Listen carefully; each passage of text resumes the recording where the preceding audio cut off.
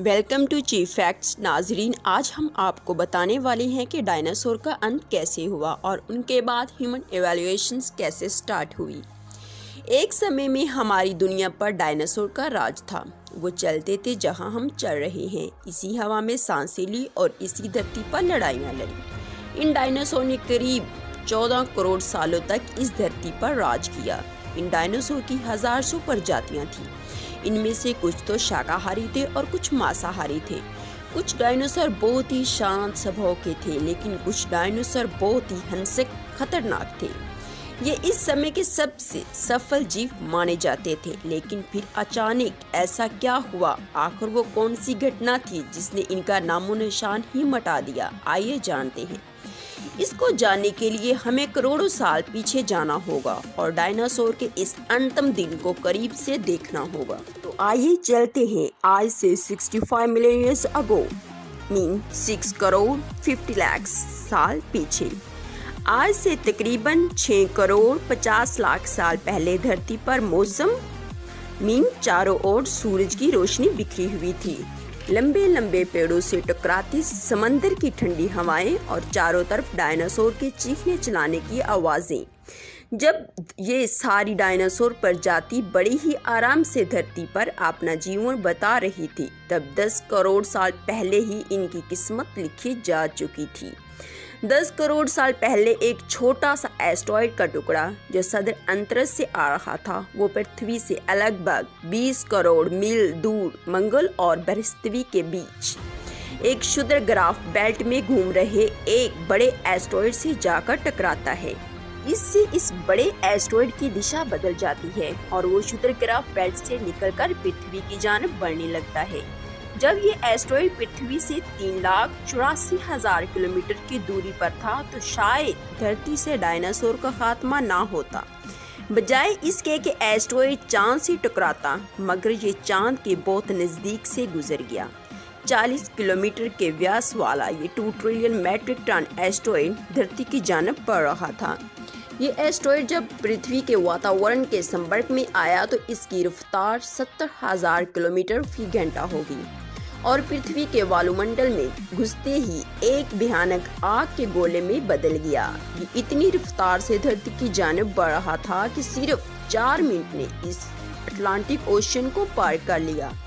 इसकी चमक इतनी भयानक थी कि डायनासोर इस आग के गोले को देखते ही आंधे हो गए।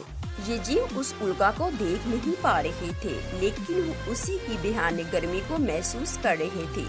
कुछ ही वक्त में ये एस्टेरॉयड मैक्सिको के नजदीक एक खाड़ी से टकराता है और लगभग 35,000 डिग्री सेल्सियस ऊंचे वाला एक भयानक विस्फोट होता है। इस टकराव का विस्फोट लगभग 10 हाइड्रोजन बम के विस्फोट के बराबर था।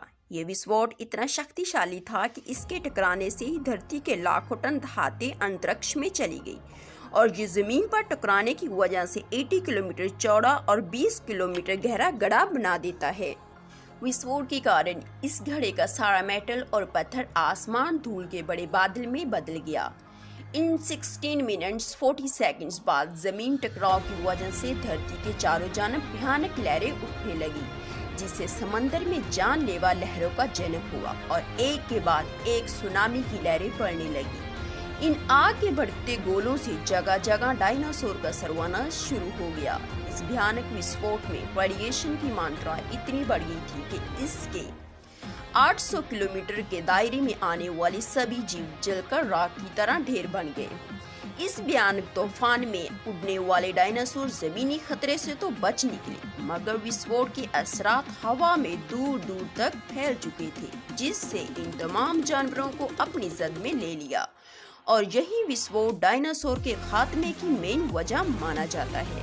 इस विस्फोट ने हर चीज को अपनी जद में ले लिया था, बस वही सर्वाइव कर सके जो खुद को बचाने में इस भयानक तूफान में सफल हुए। इस तरह डायनासोर का खात्मा धरती से यकीनी हुआ। आज से 6.5 करोड़ साल पहले एक बड़ा एस्टेरॉयड पृथ्वी से टकराता है और धूल के बादल ने सूरज को ढक लिया। तापमान गिर गया। पृथ्वी पर रहने वाला 25 किलोमीटर से ज्यादा वजन का हर जीव खत्म हो गया।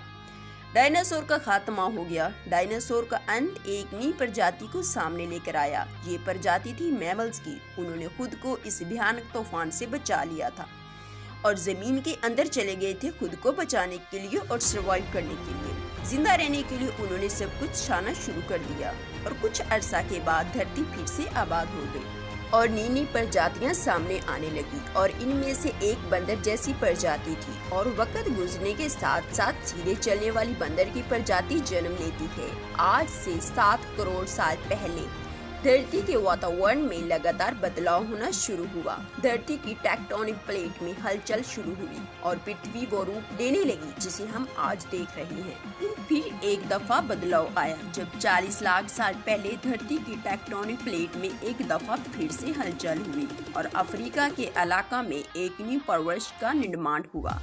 ये पर्वत श्रृंखला थी ईस्ट अफ्रीकन ड्रिफ्ट वैली। इस हलचल ने यहाँ की मानसून हवाओं को बुरी तरह से मुतासर किया और इस वजह से यहाँ के जंगलों में बारिश आना बंद हो गई और उन जंगलों में रहते थे द ग्रेट एप्स। ये हैं हमारे काफी दूर के रिश्तेदार, हमारे ये पूर्वज कहलाते हैं, जिनको पायरोला भी बोला जाता है। हमारे ये परिवार की शुरुआत उन्हीं ग्रेट एप्स से होती है, यानी पायरोला।